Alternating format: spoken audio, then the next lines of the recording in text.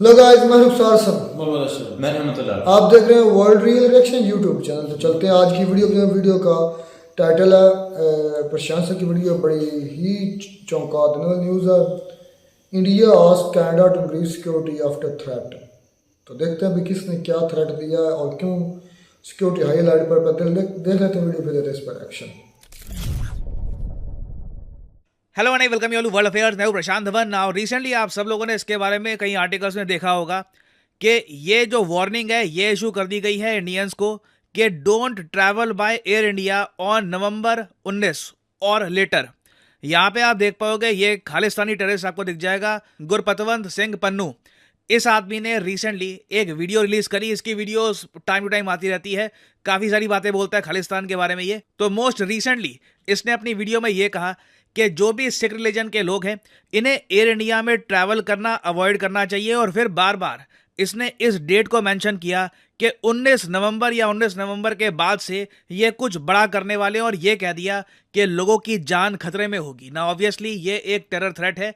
और आप अगर पर्सनली मुझसे पूछे, मुझे समझ नहीं आता कि ये आदमी किस तरीके से यूएसए और कनाडा में खुला घूमता है, स्पेशली जब इसकी प्रीवियस कई वीडियोस में ये हिंदू रिलीजन के लोगों को ये कह चुका है कि कनाडा को छोड़ दो और वेरियस और हेटफुल बातें कर चुका है। बट स्टिल आपको याद होगा आज से कुछ हफ्ते पहले इसकी वीडियो सामने आई थी जहां पर ये न्यूयॉर्क में खड़ा था। यहां पे आप देख पाओगे इसकी ये वीडियो। बाय द वे, मैं इसकी कोई वीडियो प्ले नहीं करूंगा, ना कभी करी है ना कभी करूंगा। मैं लेजिटिमेसी नहीं देना चाहता है इसको, मगर ये अपने आप में इतनी शॉकिंग बात है कि ये आदमी यूएसए में ओपनली खुला घूमता है इस टाइप की धमकियां देने के बाद। तो दोनों कंट्रीज की सिक्योरिटी एजेंसीज, इंटेलिजेंस एजेंसीज कुछ करती नहीं है। और जिन लोकेशंस पे खड़ा होकर इसने वीडियोस काफी बार कैप्चर करी हैं, ये काफी हाई प्रोफाइल लोकेशंस है। फॉर एग्जांपल यूएन के हेडक्वार्टर्स, उसके अलावा और भी इंपॉर्टेंट बिल्डिंग्स। और अब तो ये आदमी ये धमकी दे रहा है कि 19 नवंबर, बाय द वे 19 नवंबर एक बहुत ही इंपॉर्टेंट डेट है क्योंकि 19 नवंबर को होगा the final match of the cricket world cup. India में इस वक्त जो क्रिकेट वर्ल्ड कप चल रहा है,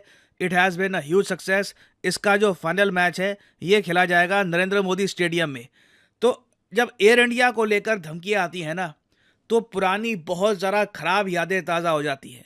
मैं यहाँ पे बात कर रहा हूँ 1985 के एयर इंडिया अटैक की। 1985 में क्या हुआ था कि एक एयर इंडिया की फ्लाइट थी, एयर इंडिया फ्लाइट 182। ये फ्लाइट कनाडा से जा रही थी इंडिया में। ना रास्ते में यहाँ पे आप देख पाओगे कनाडा से ऑल द वे इंडिया बड़ा लंबा रास्ता होता है, तो काफ़ी बार ऐसी फ्लाइट्स एक कंट्री में रुकती भी हैं।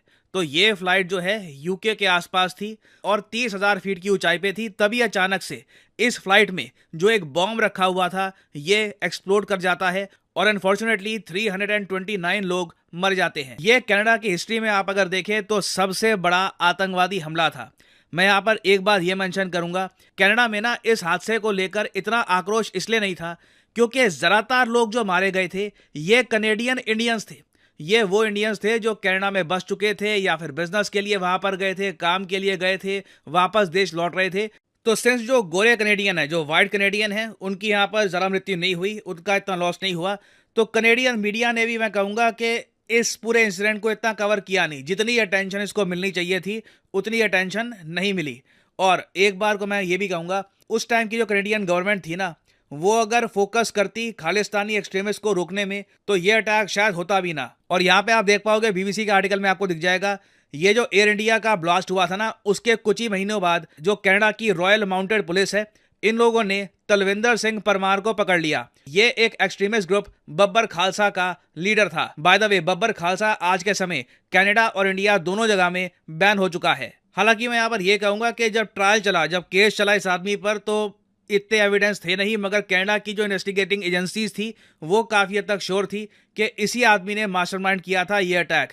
और सबसे अजीब बात यहाँ पर यह है कि कनाडा में आज भी कई आपको पॉलिटिशियंस मिलेंगे जो इस चीज़ को लेकर पॉलिटिक्स खेलते हैं। और मैं आपको एक बात ये बता दूं कि जब 1985 में ये जो टेरर अटैक है ये हुआ था, एयर इंडिया फ्लाइट में एक्सप्लोजन हुआ था, उस टाइम जस्टिन ट्रूडो के जो पिताजी हैं वो थे कनेडियन प्राइम मिनिस्टर। तो बाप बेटा का आप कह लीजिए लेगेसी रही है। इनके अंडर लोग खतरे में आए हैं और जो एक्सट्रीमिस्ट एलिमेंट्स हैं ये फ्लरिश किए हैं। तो उस टाइम देखिए जस्टिन ट्रूडो के फादर थे पीएम, आज जस्टिन ट्रूडो पीएम है। और सेम प्रॉब्लम आज के समय इंडियंस और कैनेडियंस दोनों के सामने खड़ी है।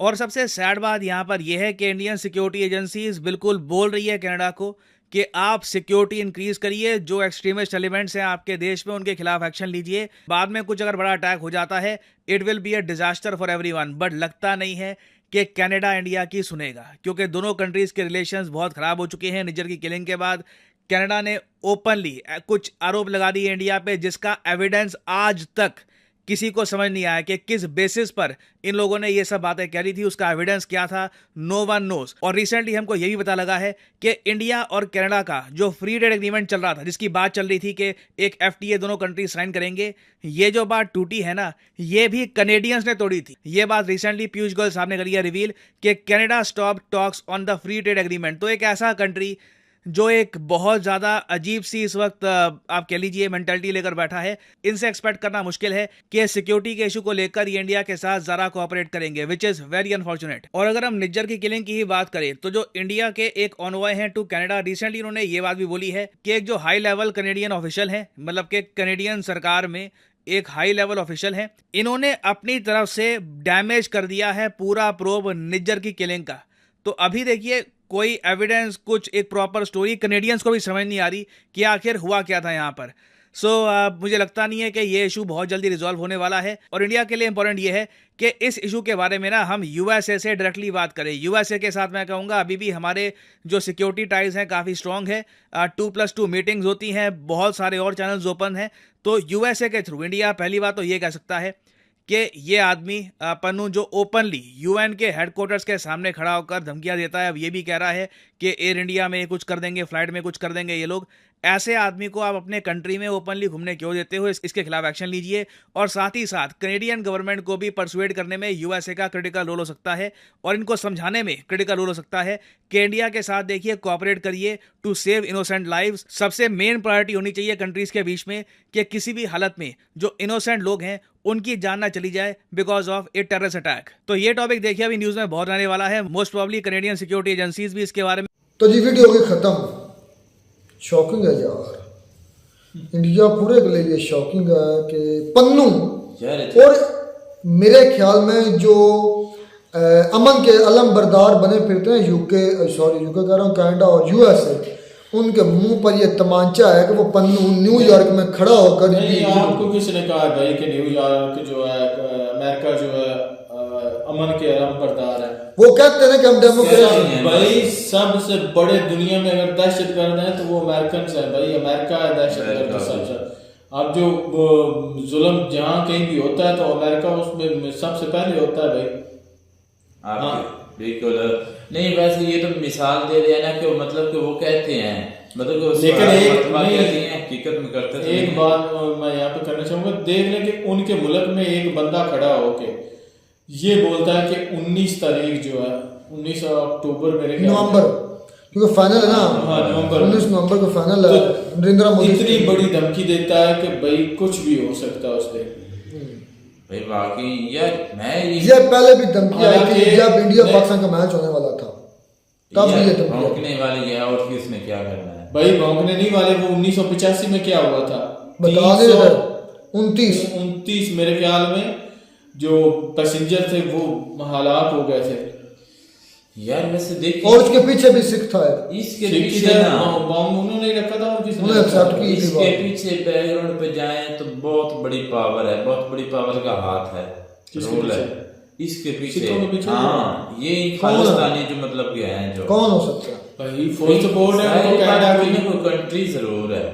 तुम्हें क्या लगता है कौन हो सकता भाई मुझे तो देखिए तो पाकिस्तान लगता है। नहीं, पाकिस्तान क्या होना है, नहीं पाकिस्तान के भी मुलवस होने के भी शुरुआत सकता है। नहीं पाकिस्तान की खैर मेरे दूर दूर तक भी कहीं सोच नहीं पहुंचती कि पाकिस्तान क्यों? जो है ना, पाकिस्तान के पास है क्या, पाकिस्तान नहीं, पाकिस्तान नहीं, पावरफुल कंट्री जिनके पास को माल क्या खुला बोलो ना, क्या अकाउंट डरते क्यों? जिनके पास पैसा है, डरना है क्या अमेरिका है, कौन है? मुझे तो लगता है या तो अमेरिका है, नहीं चाइना नहीं, क्यों चाइना क्यों? अमेरिका या कनाडा। चाइना नहीं ऐसा कर सकता, चाइना कर सकता, लेकिन चाइना मैं समझता हूँ कि मतलब कि इस तरह बुज़दिलाना हरकत नहीं वो करेगा।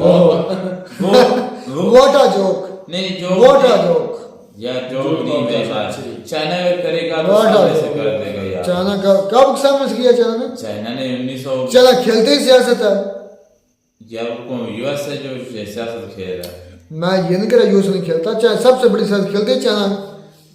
भाई ये बीमारी मैंने चाइना का नाम रशिया का क्यों नहीं लिया? हर जगह पे रशिया का नहीं, चाइना क्यों नहीं हो सकता? अच्छा चाइना दूध का दूध है। इंडिया यार के ये नहीं मैं कहता इंडिया इकदाम हो सकता है। इंडिया जो है ना, यहाँ पे उसने जो कनाडा के लिए सख्त इकदाम उठाया है ना, मैं कहता हूँ कि उसने बहुत ज़बरदस्त किया कि इस वजूहात की बिना पे उन्होंने भाई सख्त एक्शन लिए हैं कनाडा के खिलाफ। उनके मेरे ख्याल में 40 जो है डिप्लोमेट्स वो वापस भेजे हैं।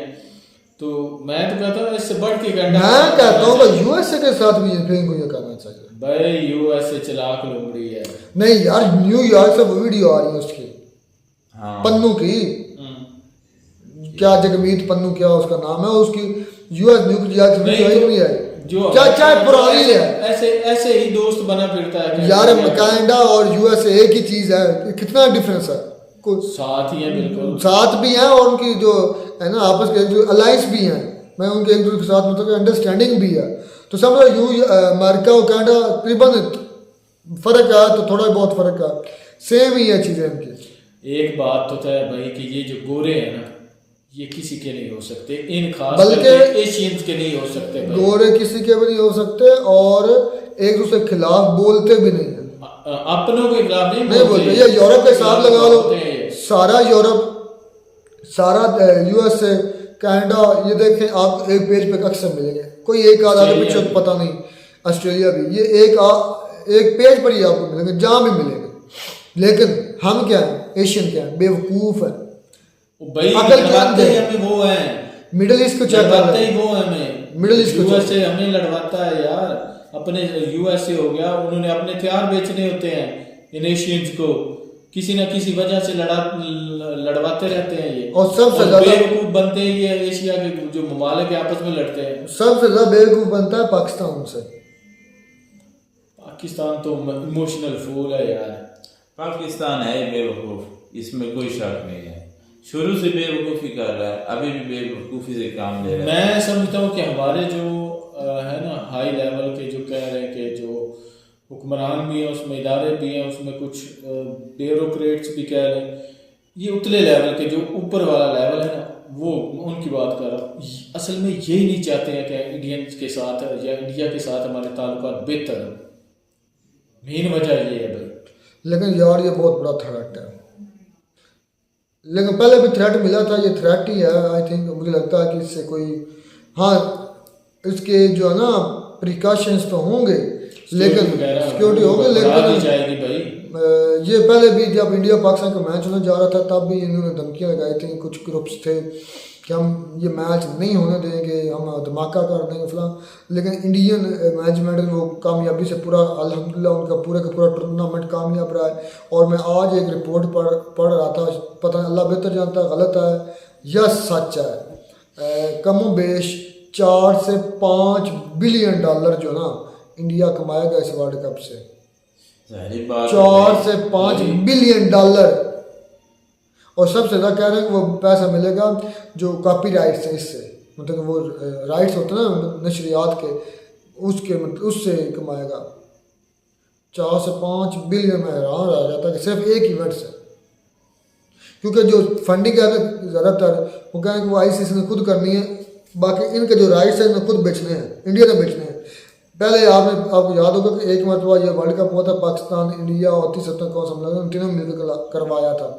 लेकिन अब ये टोटली सारे के सारे स्टेडियम इंडिया के यूज़ हो रहे हैं, टोटली इंडिया में हो रहा है, तो इंडिया को बहुत ज़्यादा बेनिफिट हो रहा है, बहुत जाहिर सी बात है, बड़ा फायदा होगा, विजिटर आते हैं। और उसके ऊपर ये जो थ्रेट है, ये भाई काम नहीं थ्रेट या मुझे नहीं लगता कि कोई इतना तो फिर भाई दुश्मन को हल्का भी ना लिया जा सकता। सिक्योरिटी तो भाई वो करेंगे, कौन सी वो सिक्योरिटी काम कर देंगे, वो तो सिक्योरिटी बढ़ाएंगे और अलर्ट भी रहेंगे, इसमें तो कोई डाउट नहीं है। लेकिन एहतियात वो करेंगे, लाजमी बात है। चाहे जिसने भी कोई धमकी लगाई हो, तो वो तो मेरे ख्याल में अक्सर सिख वगैरह जो है ना ऐसी धमकियां लगाते रहते हैं। आप भी खालिस्तानी को सपोर्ट करोगे? रहमतुल्लाह नहीं भाई, मैं खालिस्तानी कोई नहीं, मैं ना खालिस्तानी, मैं ऐसे गंदे बंदों को मत नहीं करूंगा जो जो अपनी कंट्री में भी खालिस्तानी है यार। मैं तरीका नहीं साथ देता किसी का, मैं बात सुन, जो अपनी कंट्री में पैदा होकर अपनी जो जितनी भी बुरी समय ले खुद ही समय रहना, अपनी कंट्री के बारे में उसको धमकियां दे, मैं इस तरह कर दूंगा, मैं कहता हूँ सबसे गंदा बुरा बंदा वो है, मैं इस ऐसे चीज का साथ नहीं देता कभी भी। चले जी, ये बड़ी अलार्मिंग सिचुएशन है। खैर इंडिया आई थिंक इसमें भी सरवाइव करेगा, ऐसा कुछ नहीं होने वाला। उम्मीद करते हैं कि ये बेहतर ही रहे सारा निज़ाम, और सिक्योरिटी उनकी बहुत टाइट है। Good luck. मिलते हैं वीडियो में, तब तक दीजिए इजाज़त, अल्लाह हाफिज़।